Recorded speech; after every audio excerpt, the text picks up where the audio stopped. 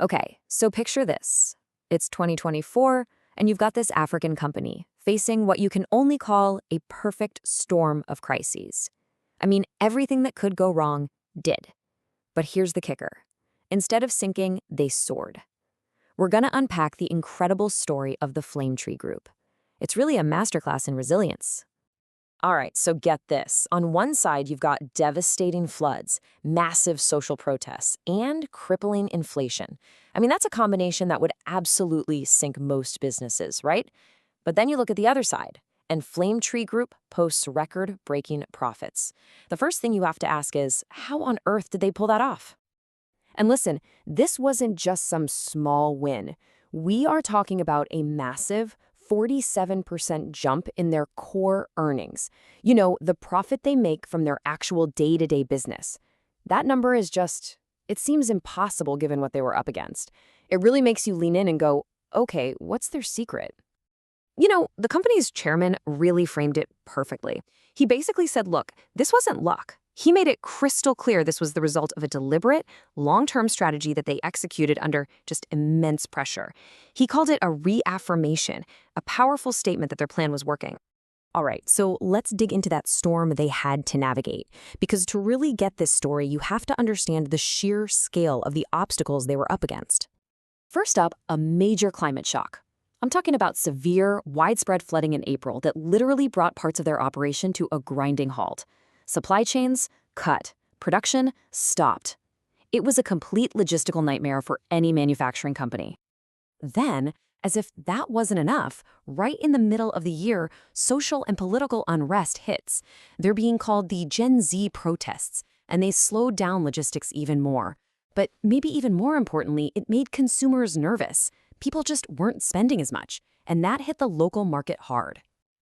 And on top of all that, a financial crisis was brewing. Interest rates in Kenya were just skyrocketing. And look, this wasn't some abstract economic problem you read about. It meant the cost of borrowing money just to run the business was becoming insanely expensive, putting a massive strain on their finances. The CEO, Harold Benjera, he really captured the feeling of it all. He said it wasn't just one crisis. It was the ripple effects of everything hitting them at once. You know, climate shocks, social unrest, tight credit. But the key part of what he said is that they didn't just survive. They came out of it stronger. And just to put a hard number on that financial pressure, their finance costs shot up by 43%. Just think about that for a second. Imagine your own mortgage or credit card costs jumping that high, with interest rates hitting almost 22%. That is a huge, huge burden for any company to carry. Okay, so we've seen the storm. We get how bad it was. Now, for the million-dollar question, the most important part of this whole story. How did they do it? What was the actual strategy that let them build this incredible resilience? Well, there was no magic wand here, no single silver bullet. It was just a really disciplined, four-part approach.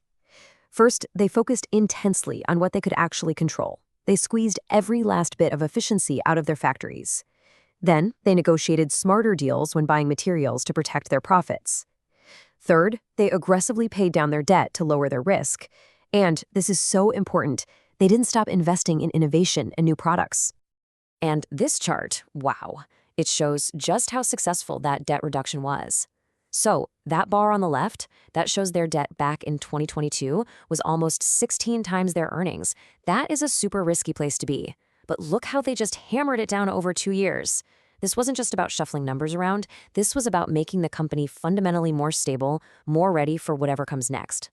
And here's the proof in the pudding, right? All that focus on efficiency and smart purchasing, it wasn't just talk. It showed up right here, in their gross margin. That's basically the money they make on each thing they sell. It hit an all-time high of 39.2%. That's your evidence right there that their discipline was paying off big time. So it's easy to get lost in the numbers and the strategy, right? But how does all of this actually connect to, a product on a shelf? Because this story isn't just about spreadsheets. It's about brands that are a real part of daily life for communities all over Africa. Even their name tells a story.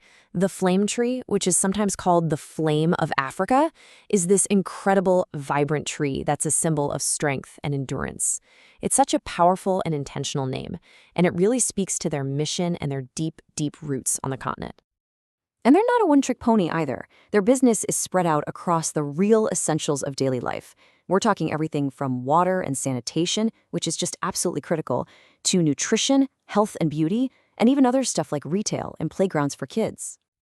And to make it even more real for you, these are some of the brands we're talking about.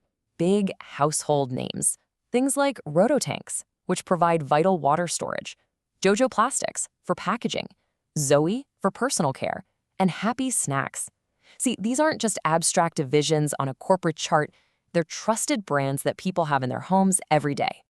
But the story doesn't stop with profits and products. There's another really important layer to their mission, one that goes way beyond the bottom line. This is where we get into profit with a purpose. And they absolutely back it up with action. Just in 2024, they donated over 70 large water tanks to schools, shelters, and community groups. That's directly tackling water security right where it's needed most. They're also all in on the environment. They planted over 4,000 trees in Kenya to support sustainability on the ground. And this next one is huge. They recycled over 225,000 kilograms of plastic waste in-house. So they're not just making plastic products, they're actively building what we call a circular economy, turning their own waste back into a valuable resource. So when you kind of step back and put all these pieces together, their mission becomes super clear, doesn't it? It's really a dual purpose. Build successful, world-class African brands, but do it in a way that creates real, positive returns for society and for the environment. And all of this leaves us with a really fascinating final thought. I mean, Flametree Group's story in 2024 is incredible all by itself, but it also points to something so much bigger. It really makes you wonder, how will these deeply rooted, resilient, and purpose-driven local companies, how will they be the ones to ultimately shape the future of an entire continent on the rise?